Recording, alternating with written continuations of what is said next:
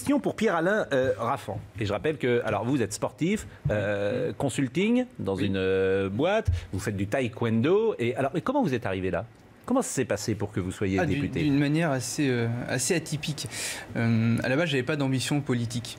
Et je m'étais inscrit sur le site En Marche par curiosité, parce que c'est vrai que le personnage d'Emmanuel Macron dénotait dans le système politique par son courage et ses prises de position. Et en parallèle, j'avais débuté, et je le fais encore, un doctorat en sciences humaines, parce que je m'intéresse à la passion au travail. Et je travaille avec un grand chercheur qui s'appelle Henri Saval. Il y a un consortium avec Paul Valéry à Montpellier. Et lui, il a valorisé, parce qu'on connaît les dégâts humains du travail, avec les burn-out. Ça va malheureusement jusqu'au suicide. Et il l'a valorisé, lui, financièrement. Ça coûte aux entreprises entre 20 000 à 70 000 euros par salarié et par an. De pertes financières ou de non-gains financiers. Et j'avais écrit à l'époque, en juillet dernier, à François Hollande, Manuel Valls, Myriam El Khomri et Emmanuel Macron sur ce sujet en disant qu'il serait très intéressant d'agir sur la manière dont on pouvait remettre l'humain au centre des organisations. Et seul Emmanuel Macron m'a répondu. Ça c'est formidable. Alors à qui vous aviez envoyé la lettre ? Personnellement, directement à François Hollande, à Manuel Valls, à Myriam El Khomri et à Emmanuel Macron. Oui. Et il n'y a que lui qui vous répond. Et il vous répond de quelle manière ? Il vous répond. Le sujet est très intéressant et qu'il souhaiterait que je le présente à ses équipes au ministère de l'économie à l'époque, ce que j'avais fait. Et donc ils m'ont demandé de suivre ces travaux.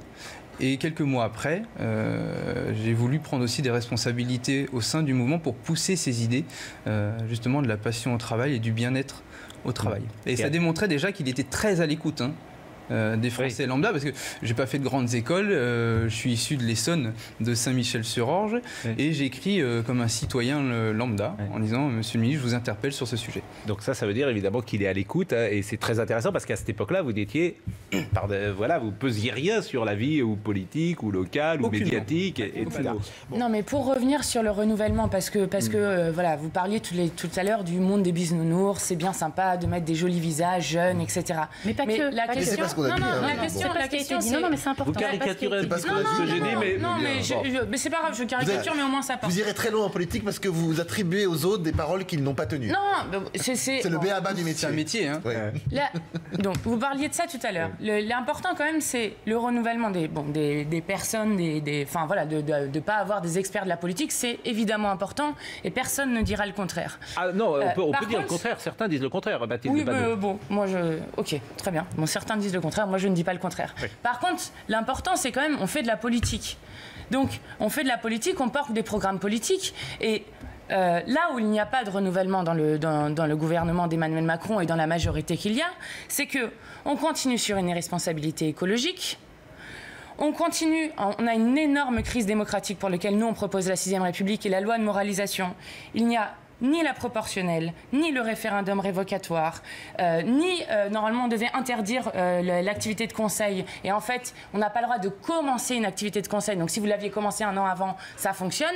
Donc c'est une loi qui est en train de s'affaiblir. On continue avec une loi travail numéro 2. On continue avec une... on vous écoute. On vous écoute. Je prenais mon souffle pour vous répliquer après. Vous savez simplement ce qui me frappe ce matin. Allez-y. Ce qui me frappe, c'est qu'il y a deux profils. Il y a Pierre-Alain Raffan qu'on découvre, qui est complètement atypique sur le discours politique qu'il tient. Il dit voilà, moi je parle du burn-out dans les entreprises, c'est concret, je suis avec un chercheur, j'ai réfléchi, j'ai appelé Macron, il est revenu vers moi.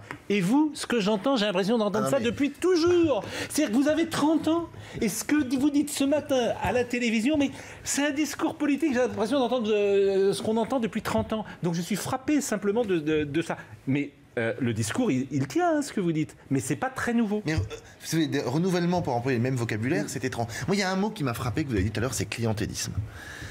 Vous êtes tous les trois députés.